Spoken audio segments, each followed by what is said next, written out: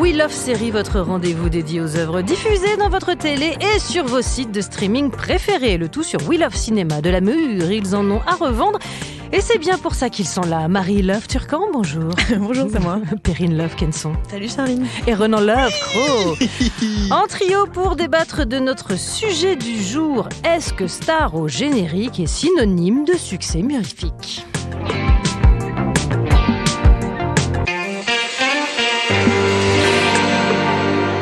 Elle s'appelle Uma, Nicole, Reese, Julia, Amy ou Corinne. Ah non, Corinne, c'était juste pour voir si vous suiviez. Elles sont venues faire un tour ailleurs que dans leur grande... Corinne Autouzet. Je sais, pardon, excusez-moi. Elle a de la chance, elle, au moins. Moi, je me reprends. Et elles sont toutes venues faire un tour ailleurs que dans leurs grandes salles obscures climatisées, toujours avec succès. Que valent ces séries All-Star ? Réponse après cette bande-annonce de Big Little Lies.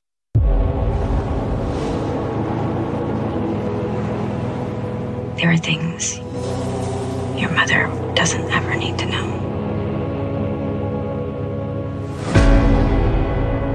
What did I do? You tell me. Where do we even begin? There aren't a lot of happy endings for a lot of people, you know? If I could do it again, I wouldn't lie.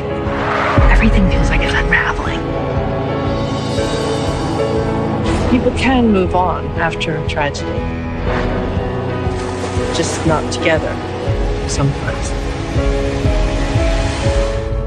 You don't believe my son just slipped, do you? Big Little Lies saison 2, série HBO diffusée actuellement sur OCS. Au casting, la Kidman, la Witherspoon, la Woodley, la Kravitz, la Dern et la Strip. Et bizarrement, pas du tout la Touzet. Non, je t'ai plus.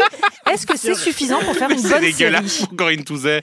Mais réhabilitons Corinne Touzet, qui était quand même une grande figure des années 90 de la télévision française. Surtout, elle a la chance d'avoir sa série à elle, alors que maintenant, ces pauvres stars qui sont au milieu d'autres stars. Qui sont obligées de se mélanger avec les autres. Mais parce oui. que Véronique Vous avez vu Jeunesse, la transition technique de Marie Turcan ? Je serais là pour ramener le débat hyper discrètement. On est quand même passé de Meryl Streep à Corinne Touzet. Qui est peut-être, à mon avis, une échelle, la même. Allez-y, alors développez, je n'en suis plus, Renan. Non, mais je suis assez d'accord avec ce que disait Marie Turcan. Hop, je reviens dans le débat. Yes. C'est que Big Little Lies, c'est un peu le all-star package féministe, actrice indépendante, méthode studio. Ça fait beaucoup, hein. Ouais. Mais c'est vraiment ça. Bingo. Voilà, c'est ça. Elles font un peu toute la même chose. Est-ce que c'est désagréable ? Non. Est-ce que c'est agréable ? Non. Est-ce que ça suffit à faire une bonne série, c'est ça ? Non. Oh Merci. non, je vous trouve dur. C'est clairement, on est là pour bâcher le. Parce que c'est un peu un appât à journalistes énervés, cette série. Parce que nous sommes des journalistes énervés, Madame Turcan. Oh oui. non, il y a un an, c'était la super série. Je vous rappelle que We Love Série. Donc Ah, c'est vrai. Ah oui, pardon. Spread the love. Là, il y a un an, c'était la série super, tout le monde en parlait pour être cool et on a adoré. Et puis maintenant, juste parce qu'ils ont rajouté Meryl Streep, on n'aime plus. Ça fait quand même mettre beaucoup de pression sur cette pauvre Meryl qui crie merveilleusement bien en plus. Donc moi, ça m'a beaucoup plu. Non, mais c'est horrible parce que d'un seul coup, en fait, ça veut dire que c'est juste l'ajout de Meryl Streep qui fait que les gens basculent d'un côté à l'autre. Alors que quand même, c'est le fait qu'il ne devrait pas y avoir de saison 2 puisque c'est l'adaptation d'un livre. Je vais tout faire toutes mes chroniques Pourquoi Parce que c'est un tube, retrouvez-moi. Non, mais parce qu'au départ, c'était un livre de Liane Moriarty qui était plutôt très bien adapté, très bien foutu. Jean-Marc Vallée, c'est square, c'est bien fait. Tout le monde y faisait. En fait, pour moi, c'est un fanfiction en fait, Big Little Lies. C'est-à-dire, ce sont ces grandes actrices très occupées. Et si on était mère de famille ? Qu'est-ce qui se passerait si on était mère de famille ? Oh là là, les enfants seraient trop compliqués. Voilà, bon, moi ça me fait un peu rire pour ça. Nicole Kidman est vraiment toujours aussi géniale, Zoé Kravitz c'est très bien. Et puis ils se sont dit, bah merde, en fait on a fini la saison 1, donc c'est fini, l'histoire est bouclée, puisque ça s'appelle une mini-série au départ, mais ça a trop bien marché. Et on était tellement copines qu'on va faire une saison 2. Et là, il n'y a plus grand chose à raconter, si c'est une sorte de... En musique, on appelle ça une coda, c'est-à-dire qu'ils reprennent toute la saison 1 et hop, ils la refont comme ça, avec Meryl Streep qui vient faire des petits moments. Mon fils. Oui, c'est ça. C'est une machine à GIF, ce que tu veux. Voilà. C'est-à-dire que c'est Laura Dern qui en fait des caissasses, mais je me roulerais dans les caisses de Laura Dern, vraiment. Ce qui n'a rien à voir avec les PF flambés de la semaine dernière. Et voilà, fallait que tu l'en mettes. Non, mais fallait que tu l'en mettes. C'est cadeau, ça me fait plaisir. Je suis là pour incarner le quota macho de cette émission bourrin. Vous aurez un sacré quota macho. On voit le niveau de l'émission. C'est ça. Je suis le plus viril de cette émission. Non, pardon, c'est moi. C'est vrai. Pardon. Mais voilà, c'est pas... on s'en fout un peu, non ? Regardez Perrine Kenson à côté de moi, elle s'en fout complètement. Non, mais c'est pas... Voilà. Non, mais un peu quand même, j'ai l'impression. mais un peu quand même, parce qu'en fait, j'irais pas du tout à m'enthousiasmer. Enfin, la vérité, c'est que c'est ça. La première saison, oui, au contraire, moi, j'étais un petit peu OP. Mais même, t'avais mentionné Uma Thurman aussi, par exemple, dans ton listing avec Corinne et tout.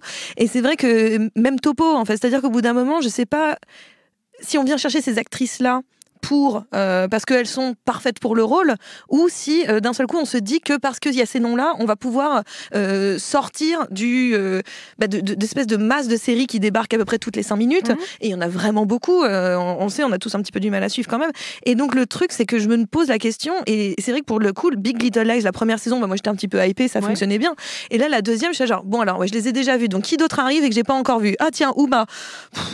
Ouais, bon, Uma, alors, et la preuve, Uma, elle est même pas renouvelée, donc au bout d'un moment...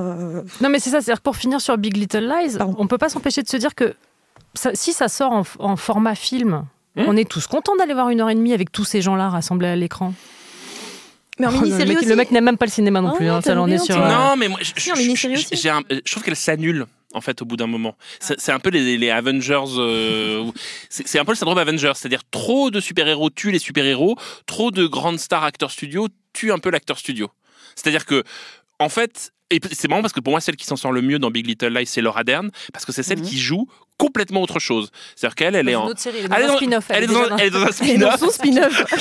Complètement. Et c'est pour ça qu'elle est géniale. C'est-à-dire qu'elle est complètement cinglée, elle hurle, elle fait des trucs, elle est à 2 doigts de The Office par moment, enfin tellement elle fait des crises de nerfs. Et puis à côté, vous avez Reese Witherspoon, Nicole Kidman qui joue un truc beaucoup... Vraiment, c'est la fanfiction, c'est-à-dire elle se rêve en mère de famille, tout ça. Moi, je vais faire un truc qui va faire hurler les femmes ici présentes, c'est que moi, les personnages que je préfère dans Big Little Lies, ce sont les hommes, en fait, que je trouve vraiment maltraités. Non mais, vraiment, je trouve que c'est les personnages les plus intéressants parce que ce sont vraiment des personnages vraiment pas très intéressants, un peu vils, un peu bêtes, un peu coincés, et que justement, la série leur tape tellement dessus que les interprètes en face, notamment ce fameux acteur génial de Parks and Recreation, aidez-moi son nom. Andrew Scott. Non, Andrew Scott, c'est le prêtre sexy de Fleabag. Oui, non, pardon, oui, d'accord. On l'embrasse. On l'embrasse. Ah merde, comment il s'appelle? Je vois que lui. Mais oui, moi aussi. Je le vois chanter je suis dans... sûre qu'il y a Scott. Il y a Andrew. Il y a un des deux. Et en plus, je l'ai interviewé. C'est moi que tu l'as interviewé. C'est la honte. Ouais, et j'adore Adam cette Scott. Adam Scott, voilà. Je le savais, c'était pour un petit quiz. Franchement, j'étais pas loin. Et vraiment, je trouve que c'est un chouette acteur et qui joue un truc étonnant ici. Je trouve qu'ils sont presque plus intéressants que dans cette saison 2, ces personnages qui sont un peu... Oui, mais dans un paysage audiovisuel aujourd'hui, je trouve qu'on commence à vraiment râler sur tout et sur vraiment des séries qui finalement sont quand même bonnes. S'il n'y avait pas eu ce marketing autour, alors c'est un peu le problème, c'est que tu as la rencontre du capitalisme avec ce que tu dis, Perrine, qui est vraiment juste qu'il faut réussir à se démarquer des autres. Donc on va faire des photos Instagram, on va faire monter la sauce. Il y a Meryl qui arrive, ça va être fou. Et mais elle fait pas de grand écart. Forcément, mais c'est important de la voir pour faire monter la sauce pour une saison 2, mais moi je la trouve pas affreuse cette saison 2. Elle dit quand même des choses, elle montre des choses. Oui. On est dans un bain d'eau tiède depuis quelques années de séries, mais vraiment on se noie. Enfin non, justement on se noie pas, on fait la planche. Enfin, ouais. on attend et on attend des trucs. Et moi ça me gêne pas de voir une saison 2. Peut-être parce que c'est plus des séries en fait. Moi c'est ça qui me dérange, c'est que le fait de pouvoir avoir un gros cast, il faut pouvoir les payer et les garder. Et donc en fait c'est une saison, 2 saisons maximum. Il n'y aura pas de saison 3 de Big Little Lies. Et moi, j'ai envie... Pourquoi les gens ont été aussi fans de Game of Thrones? C'est qu'on les a suivis sur un nombre de saisons élevé et qu'on a pu voir ces personnages vieillir. Alors que là, on sait bien... Vieillir, pas tous. Hein. Oui, bon. mais là, on ne verra pas Nicole Kidman vieillir parce que cette dame... Parce qu'elle ne vieillit pas. Elle ne vieillit pas, évidemment. Ça ne lui arrive pas. Elle a vendu son âme au diable, mais... qui est un chirurgien esthétique, son diable. Et en fait, on a des actrices qui sont bloquées dans un temps, en fait, qui est 1 saison, 2 saisons maximum, mais après ciao, moi je m'investis pas en fait. Moi je suis quelqu'un sur les longues relations dans la vie, vous savez. Donc si vous voulez, moi une relation d'1 ou 2 ans, ça m'intéresse pas. Non, mais surtout, il y a un autre problème, je trouve que par rapport à ça, c'est que, mine de rien, on y va aussi parce que justement, il y a ces noms-là qu'on a identifiés, qu'on aime bien, qu'on a vus ailleurs. Et moi, ce que j'aime bien dans les séries, et notamment Game of Thrones avait ça, pas pour citer, c'est que, pour continuer ce que tu venais de dire, mais c'est que c'est des gens qu'on identifiait moins, ou qu'on connaissait moins, et que d'un seul coup, moi, ça me permet, en tant que spectatrice, une plus grande identification à ces personnages. Je m'attache plus à leurs problèmes, je m'attache plus à ce qu'ils traversent sur le long terme, notamment avec l'idée de la durée, mais en plus, parce que comme je n'ai pas d'image préconçue d'eux, je n'ai je l'ai pas vu genre ah oui tiens, j'avais adoré Nicole Kidman dans Eyes Wide Shut. Bon, je me pose pas cette question-là en fait. D'un seul coup, cette personne correspond à son rôle et c'est ça que j'aime bien dans la série télé, c'est d'un seul coup de pas forcément avoir des gens que j'ai trop envie d'identifier. Et Marie parlait de capitalisme tout à l'heure, mais on a l'impression de voir le bulletin des Emmy Awards à chaque épisode en fait. C'est-à-dire on est là. Mais c'est la même chose dans le cinéma depuis très longtemps. C'est ça. C'est-à-dire on a que la même chose. Oui, mais justement, on voit bien d'ailleurs à quel point la série télé, qui était un truc un petit peu à part pendant très longtemps, est en train de se faire récupérer par ce Academy Award. Est-ce que justement tous ces grands comédiens, c'est pas un peu de l'ordre du smart move d'aller faire une petite apparition, même sur une année ou deux, quand dans on une voit série que télé en fait. Véronique Jeunesse passe à Camping Paradis, effectivement, je pense qu'il y a un truc. Oui, j'ai vu, c'était Véronique Jeunesse, chapeau l'artiste. Elle n'est pas décédée en fait. C'est chapeau l'artiste. C'est un passage obligé et en même temps, c'est très risqué finalement parce que tout le monde l'a déjà fait. C'est comme les grands réalisateurs qui passent à la série. Enfin, pour le coup, il y en a quand même quelques-uns qui se sont bien crachés ces dernières années. C'est pas du tout un gage de qualité. Donc, c'est plus que là, en fait, on est en train de découvrir que les plateformes et les diffuseurs ont le pouvoir sur tout et sont juste en train de lancer des millions partout, mais vraiment des centaines de millions. Et là, on n'a pas quoi faire. Fais ce que tu veux. Vas-y, fais ce que tu veux. Mais GoFundMe, les gars, GoFundMe. Si vous voulez me dépenser des millions, moi je suis d'accord. Ce serait quoi ta série? Ma vie. Oh là là. T'as vu, ce serait bien. Avec dans le rôle de Perrine Kenson. Kate Blanchett. Non, mais alors, tu parlais d'Uma Thurman tout à l'heure, effectivement, c'est Chambers, la série. Ouais. Chambers, ouais. Pas renouvelée. Ces dernières années, on a vu Jim Carrey dans Kidding, Amy Adams, Sharp Object, Julia Roberts, Homecoming, Dustin Hoffman dans Luck. On peut pas dire le mal nommé. Ouais. Bah oui, mais ça n'a Ça pas n'a pas marché, marché, en pas fait. du tout. Est-ce qu'il y a certaines de ces séries dans lesquelles on a pu voir des grosses têtes d'affiches de cinéma qui ont eu vos faveurs quand même? Ou est-ce que dans l'ensemble, c'est quand même vraiment pas un gage Moi, j'ai adoré Luck, j'ai adoré Boss avec Casey Grammer, qui était complètement dingue. C'était une série politique sur Stars. C'était il y a déjà 4-5 ans. Ah oui, moi, je vis dans le passé. Ouais, les rétro, C'était c'est mieux avant. rétro-série. J'avais 12 ans. Parce que... Coup de pelle dans ma gueule. Chambers, c'était pas bien. C'était pas bien du tout. D'ailleurs, Uma Thurman n'était pas très bien dedans. Non, effectivement, quand tu toute cette liste-là... Kidding, c'est très beau. Mais pareil, ça revient pour une saison 2 et je suis pas si sûr que la magie va opérer, même si par exemple Jim Carrey, on sent que c'est un acteur qui est un peu en bout de course, c'est-à-dire que c'est pas exactement la même chose, c'est quelqu'un dont le cinéma ne veut plus parce qu'il est un peu incontrôlable et que lui-même n'a plus envie. Un peu. Oui, non mais dont lui-même n'a plus tellement envie d'avoir ce principe de tournage très long. Donc c'est peut-être pour ça que Kidding ça a marché. Mais on se souvient quand même, ça a commencé avec Glenn Close dans Damages, qui était quand même vachement bien. Bah oui. Non, même Kevin Spacey dans House of Cards, qui était un peu la tête d'affiche. Prononcez le nom de Kevin Spacey. Qui était la tête d'affiche de la série et qui a lancé Netflix, qui a vraiment réussi à projeter le truc. Donc, et en même temps, après, tu as eu Orange is the New Black, qui, elle, était portée par des actrices inconnues. Moins identifiées. Et tu vois vraiment à travers ces deux séries le shift, les deux catégories de séries vraiment qui aujourd'hui prennent, parce qu'après dans la lignée de Orange is the New Black t'as eu Sense8, il y a eu toutes ces séries un peu feel good et avec des acteurs pas très connus, et de l'autre côté des blockbusters, en tout cas marketés comme tels, qui sont là un peu pour te dire en fait nous on pèse, enfin pour le coup Uma Thurman dans Chambers c'est rien d'autre que juste dire moi j'ai réussi à décrocher Uma Thurman, venez et c'est une manière de valider aussi la série, c'est-à-dire de lui apporter soi-disant un crédit cinématographique, ce qui ne marche pas en fait, c'est pas vrai. Par contre tout à l'heure Marie elle parlait des réalisateurs qui sont cassés les dents, et justement je trouve qu'aussi il y a eu des séries où, au contraire moi j'ai des réalisateurs qui sont révélés pour moi. Je pense justement à Big Little Lies, j'en reviens, mais Jean-Marc Vallée, moi son cinéma me plaît pas plus que ça en réalité, mais je trouve que quand il fait de la série là il m'intéresse. Il y avait le même truc avec Lee Daniels, je crois que c'était ça, Lee Daniels qui avait Empire. Moi le cinéma de Lee Daniels m'ennuie profondément, et par contre quand il fait Empire je trouve que là il a un média qui lui permet de mettre en place toute sa mise en scène, son côté un petit peu too much chez lui, que je ne supporte pas au cinéma, mais qui pour le coup fonctionne. Donc je pense que pour le coup je trouve ça presque plus intéressant vers certains réalisateurs qui se révèlent à finalement de dire peut-être que le média série c'était ton média, plus Woody que Allen, finalement c'était son média, je pense. c'était son média. Je pense qu'il a bien fait. Ah ouais, là il était. Et surtout Amazon a vraiment bien fait de lui prendre c'était un bon timing, une c'est un série, bon 3 timing. films. Ouais. Belle OP. Belle OP. Et en plus en France, on n'oublie pas qu'on a aussi nos castings All-Star avec Marseille évidemment. Donc en fait il y a deux obligations maintenant par émission, C'est de parler de Marseille et de dire P flambé. Voilà, c'est à vous Charlie. T'as lâché Molo Molito pour ça en fait. Non, ça va revenir à un moment, hop, il va se caler. Mais c'est vrai que Marseille s'était vendu comme ça.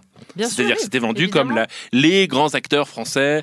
Mais la France le fait aussi. Carole Bouquet avait fait une série, comment ça s'appelait, avec Fred Testo, me semble-t-il. Oui, sur France 2. Voilà, non ? Si. TF1, je sais plus. Mais TF1 est très fort pour ça aussi. Non, mais en France, ils sont Nathalie plutôt Baye. sur les unitaires. En France, c'est plutôt les unitaires où on va faire venir des grosses. C'était des les grosses sagas de stars, l'été aussi. quoi. Oui, mais il y avait les sagas de l'été. Ça nous manque les sagas de l'été. Hein. Ça manque. Dolmen me manque. Mireille Darc me manque.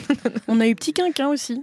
Qui était Qui sont les stars de Petit Quinquin, Marie-Jean? Je sais que c'est un mot un peu mal vu dans le monde des séries parce qu'on dit que c'est pas une série, mais en fait c'était quand même Bruno Dumont qui a gagné nous on l'a primé à l'association de critique de séries pour la meilleure série de l'année. C'était une bonne série. Enfin moi je l'ai beaucoup aimé et par contre lui ne voyait pas du tout ça comme une série et il disait en fait c'est juste Arte qui m'a demandé de découper ça parce que bon moi je voulais faire un film et il voulait dire on a décroché un réalisateur sympa et en fait c'est juste que oui tout le monde a les mêmes mécanismes en fait c'est pas du tout. Mais c'est vrai parce que Arte est très fort pour faire ça, pour prendre des films et de les découper en épisodes. À la fin de l'été, il y aura la série avec Gaspard Ulliel, le Conte de Fées, la réécriture de Conte de Fées. Et pareil, c'est un long métrage découpé en épisodes. En fait, c'est aujourd'hui les moyens sont dans la série télé. C'est peut-être ça. Après, il y a une autre question, c'est la question du financement. C'est quand même pas la même chose parce que l'argent qui vient pour une série télé, c'est pas le même argent qui vient pour le cinéma. Oui, mais c'est à mon avis. C'est pas le même guichet en vrai chez Arte. Donc c'est que Arte, il savait déjà qu'il ferait une série. Quoi. C'est pas le même guichet. C'est pas le même guichet, c'est-à-dire c'est la BNP, c'est la Poste.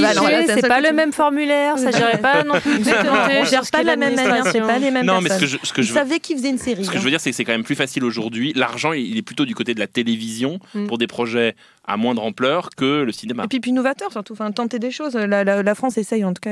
La France en tout cas essaye. Mais globalement, en dehors de Glenn Close, si je vous écoute depuis tout à l'heure, c'est quand même il y a un côté un peu mouroir pour certains comédiens, parce que Uma Thurman, Jim Carrey, c'est pas plus drôle au ciné donc ils arrivent dans les séries, mais il y a des contre-exemples aussi. Julia Roberts et Amy Adams, elles viennent faire de la série et c'est ni honteux ni. Julia Roberts, elle est pas non plus en grosse forme à Hollywood. Hein. Elle fait pas des gros cartons. Non, mais elle est sur un comeback. Elle est sur un comeback, elle est sur un back baby comeback. On est surtout sur Julia Roberts en fait, donc on en parle avec respect. Oui, c'est vrai. On est Pretty Woman. Non mais voilà, Amy Adams, Sharp Object, c'était pas une mauvaise opération pour elle. Non, parce quoi qu'on pense de la série. Elle voulait on va pas refaire le débat. Elle voulait son Amy en fait. Elle voulait vraiment. Enfin, moi, j'ai l'impression quand je vois ces séries-là qu'elle coche, et vraiment Amy Adams dans Sharp Object. Alors, je me scarifie, je conduis au volant, je bois. Je conduis au volant. Quelle honte. Elle conduit au volant. Et donc, apparemment, dans ce film, en 10-10. C'est le premier film où Amy Adams parle avec une voix de violon. Elle est comme ça, et je mène l'enquête. Et voilà. C'est important. Non, mais on est d'accord qu'on est sur une liste, quoi. C'est-à-dire que vraiment, il manquait plus qu'elle soit paraplégique et on avait toute la liste complète de l'acteur studio. Après, tant mieux. C'est espagnol maintenant. Actor studio. Je suis plusieurs langues. Non, moi, je suis quand même un peu agacé par ça. Par exemple, c'est marrant je vois que tu es colère. Que This Is Us, qui est arrivé donc il y a quasiment au même moment que cette période-là, en fait, elle est surpris tout le monde parce que c'était des gens pas très très connus, Mandy Moore. Qui se souvient de Mandy Moore à part J'allais dire à part vos posters de chambre d'adolescente. Et des acteurs qui étaient moins connus et qui étaient émouvants. Petrelli quand même. Milo, ça va. Petrelli. Oui, pas hyper non plus. Voilà. Flyman. Des acteurs de série, des vrais acteurs de série, et ça a surpris tout le monde parce que c'était la quotidienneté, les personnages. Par exemple, Pose, qui est vraiment en ce moment ce qu'on peut voir de mieux à la télévision, c'est beau parce que c'est que des gens qu'on ne connaissait pas. Ah bah oui, et puis énorme succès d'audience. Non, mais... Oui, bon. Ça revient toujours au même en fait. On invente des séries qui sont pas vues, quoi. Oui. Bon, on les aime bien. Mais on les aime. Comment elle t'a bien séché ce bras. Mais Madame Turcan, la France, ce n'est pas le peuple qui décide. Moi, je regarde les Français dans les yeux. Et les Français. Les Français, qu'est-ce qu'ils veulent?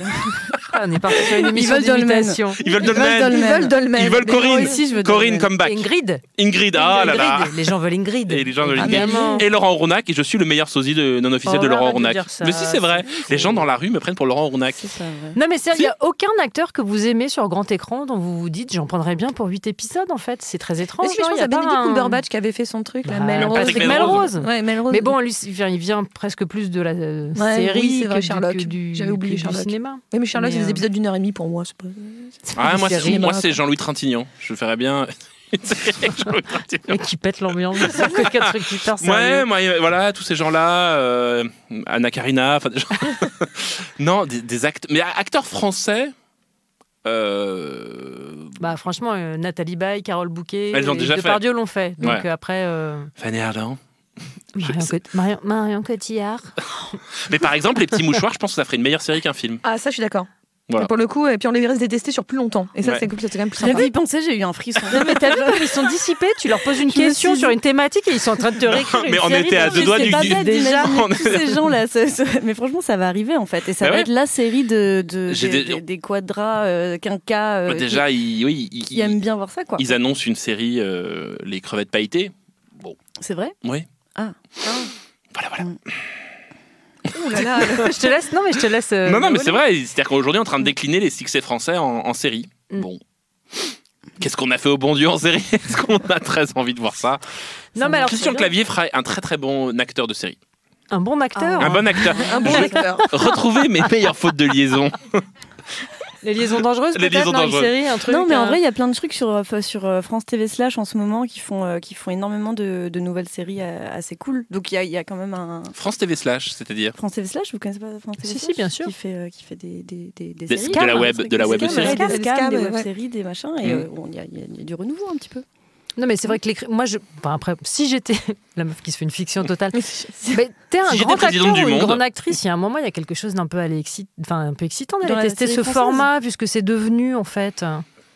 Moi, je pense qu'on se fourvoie totalement en pensant Mm. que la série française est devenue quelque chose. Non, mais série française ou Enfin, série internationale. Bam hein, tu vois, je suis Pardon, mais non pas plus- quelque chose, mais enfin, ça n'a pas du tout la même valeur aujourd'hui. Bah, il y a- Ouais. Le problème aux États-Unis, c'est que c'est devenu un produit, pour en Ouais. parler dans d'autres podcasts, notamment sur Stranger Things. Mm. Mais c'est devenu plus un produit qu'autre chose. Et en fait, on est dans un truc de vente vraiment magistral où le nom compte beaucoup plus que le contenu. C'est ce qu'on voit par exemple avec le Bureau des légendes où finalement ils font toute leur com aujourd'hui sur qui rejoint le bureau et on en est même à faire venir des réalisateurs. C'est que tout d'un coup la com de la nouvelle saison c'est Jacques Audiard va prendre en charge le Bureau des légendes. Bah, moi, je suis hypée. Hein, je vous le dis direct. Bah, Mais de la même manière que j'étais super hypée quand Netflix a annoncé Mindhunter et qu'on m'a dit David Fincher. Hein. ouais. J'y vais, tout de suite. Où est la chambre froide, Jean?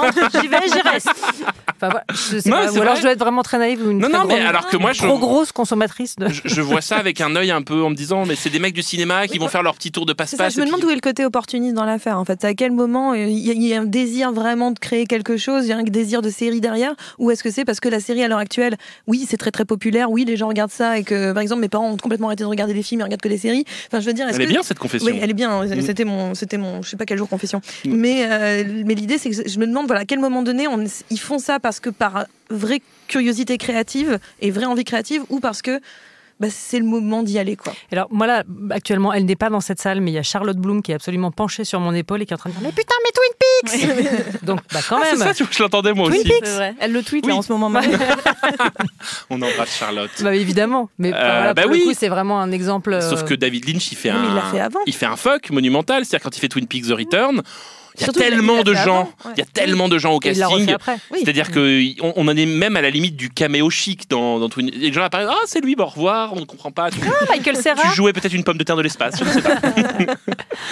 Charlotte Bloom, elle va te Ah non, mais c'est fracasser. Et c'est je la tellement laisserai faire et je filmerai ce combat et je le mettrai en ligne. Octogone. Exactement. Non, mais c'est vrai que c'est chouette dans Twin Peaks ça, c'est-à-dire le luxe d'avoir des gens qui viennent faire des trucs incompréhensibles et on retombe sur Laura Dern qui était quand même totalement génial dans Twin Peaks The Return. Donc, est-ce qu'on peut dire que la conclusion de cet épisode dont la question était quand même est-ce qu'une série All-Star suffit à faire une bonne série? La réponse est Laura Dern. Laura Dern. Regardez Laura s'il y a Dern. Laura Dern dedans. Ou la Laura Dern française, Corinne Tour.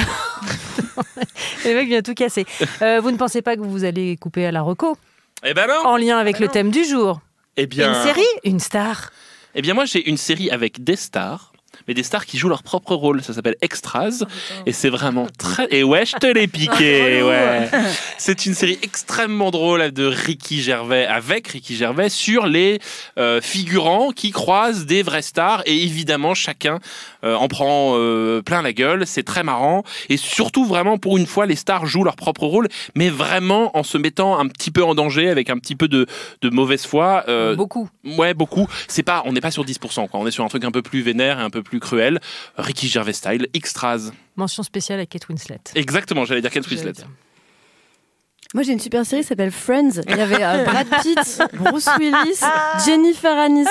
Ouais, ça me- Georges Clooney. Et en plus, c'est George Clooney. Jean-Claude Van C'était Damme. sur Netflix. Ça vient de sortir là. c'est bien Ça monte. C'est encore sur Alors, Netflix. Super sympa. Bah Ouais, ouais, c'est ça. jusqu'en 2020. Ou diffusé 24h sur 24 sur une chaîne de la TNT quelque part. Ouais. J'ai regardé ça cet après-midi. Voilà, c'était la journée confession. Je suis tombée sur l'épisode Pivot. Voilà. Ah, j'ai Je l'ai déménagé regardé. hier, on a fait la blague 10 fois. Pivot. Bientôt chez moi dans 2 semaines. Super. Eh bien, retrouvez les meilleurs déménagements dans Wheel of Série. Allez, Perrine, c'est à Eh toi. bien, très bien. Bah, comme tu m'as volé violemment Extras. Je t'ai volé violemment. Non, Tu mais... m'as volé violemment Extras. Eh ben, je vais citer un que tu l'as cité, c'était 10%, parce que mine de rien, on peut aller sur l'effort français. L'effort français de 10%, qui mine de rien est une bonne série.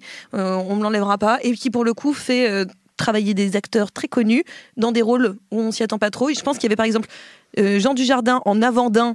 Avant de faire le daim, il faisait déjà le daim dans 10%. Du jardin. C'est vrai. Il était en.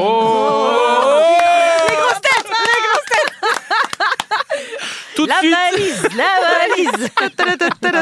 une question de... C'est les émissions de l'été. Hein. Ah Il là fait là, chaud, il fait chaud. c'est, Mais- I rest Mais my qui case. vous voudriez avoir dans 10% Quelle star on aimerait avoir dans 10% Pierre Ninet. Fanny Ardant, Vincent de Dienne. tu l'as dit non Ah, je vais Adèle Exarchopoulos. Ah ouais. Oh là là, elle a Ouais. gagné. Ah ouais, ce serait bien. Mais qui ferait quoi Ah bah ça, attends. Virginie on Efira, elle n'est l'a pas déjà fait. scénariste hein, non plus. Et Ferrat, je crois qu'elle l'a fait. Elle l'a fait déjà, Je sais pas. Parce que j'aimerais bien Oui, la elle faire. vivait avec Ramsey. C'était pas dans ça. Non, c'était dans. Pardon, c'est dans Platane, je crois.